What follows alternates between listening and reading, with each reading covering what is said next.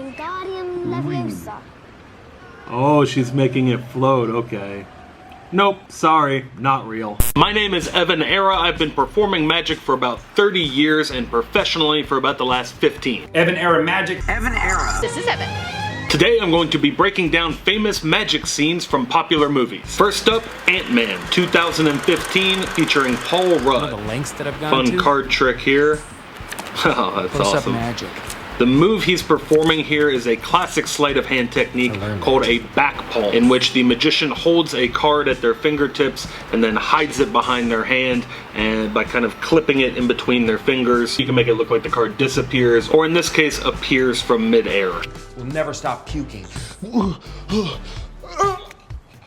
And coughing up cards. This is another classic sleight of hand move. This is something you can absolutely do in real life. There's no movie magic here, no CGI. The cards are just concealed in your hand, and then you kind of just quickly shove them in your mouth and pull them out, and it looks like you're coughing up cards. But he really does a great job of selling the performance here. It's really good. Next up, The Prestige 2006. This is one of my favorite magic movies of all time. The ball vanish here. Again, this is not CGI. This is something that can be done in real life. It's called a Tenkai palm.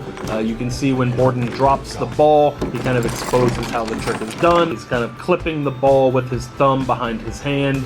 But the real beauty of this scene is him using what we perceive to be him failing at the trick as misdirection for him to take the shackle off of his ankle and attach it to the guard's ankle. Such an awesome scene. Next up on our list, Night at the Museum 2006. Sorcery. Sorcerer. Yes, illusion. Everybody likes magic. Classic trick here. Ben Stiller does the appearing flower. This is totally practical, something you can do in real life. Money. The almighty dollar, right? But money can sometimes disappear. That is a basic sleight of hand move I've actually taught many times. This is called a French drop. You're basically just retaining the coin in one hand and making it look like you were putting it in the other. You can't understand me. You got a coin in your ear. And then the final trick in this scene is Ben Stiller performing the classic vanishing handkerchief trick. Vanishing. We can see he kind of exposes how it's done here, and it's a plastic fake thumb tip that's hollow that you stick the silk scarf down inside of it. You can see he kind of exposes the trick. It should be stuffed all the way down in there so it's concealed in the thumb, but as we can see, he's neglected to push it all the way down, so Genghis Khan notices how the illusion's done and proceeds to punish Ben for his bad performance. Now You See Me Too 2016, very popular magic movie here. A lot of classic palm techniques in this scene and back palm techniques like we saw in Ant-Man, and a lot of misdirection like we saw in The Prestige.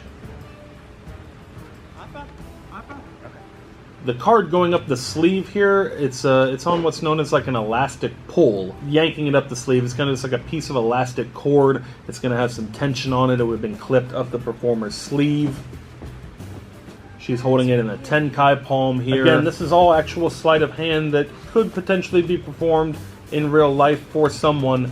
Is it actually believable or practical that they would be able to do this in front of a bunch of armed guards while being searched? You be the judge. Coming up next, Click 2006. Here's the quarter. Okay.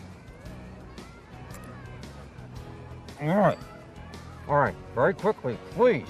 Count to 3. The bite out quarter. No movie magic here. This is a trick I've performed for years. We sell it in our shop. How the heck did he do that? Well, it's a trick coin you buy at a magic shop. Just couldn't let him know I knew that. It's simply a coin that is laser cut to look like teeth marks, and it has a rubber band running around the outside edge, so the coin is kind of like spring loaded, and it really does look like you take a bite of it. Here we've got the Incredible Burt Wonderstone from 2013. This movie kind of flew under the radar, but it is hilarious, and it has a stellar cast. Steve Carell, Jim Carrey, Steve Buscemi. This is a really funny scene from the movie. He's performing a quick change here. This is practical. There are specially designed pieces of clothing that are instantly reversible. There have been a lot of amazing quick change acts recently on Penn & Teller's Fool Us and America's Got Talent. This one definitely should not be attempted at home. This is just played for fun for the movie. This is not a real illusion. This is Jim Carrey just kind of doing an exaggeration of an old trick where someone would drive a nail through a piece of wood using their hand instead of using their forehead. Sort of a lame puppy. I think I can. And finally, turning the balloon dog into a real dog, the final trick in this scene. It looks to me like a bit of CGI, like they maybe took a shot of holding the balloon animal and then kind of took it out, put the real dog in Steve's hands, and then kind of spliced those two clips together. But I'd imagine this could be done in real life with the right amount of practice, the right angle, and the small enough dog.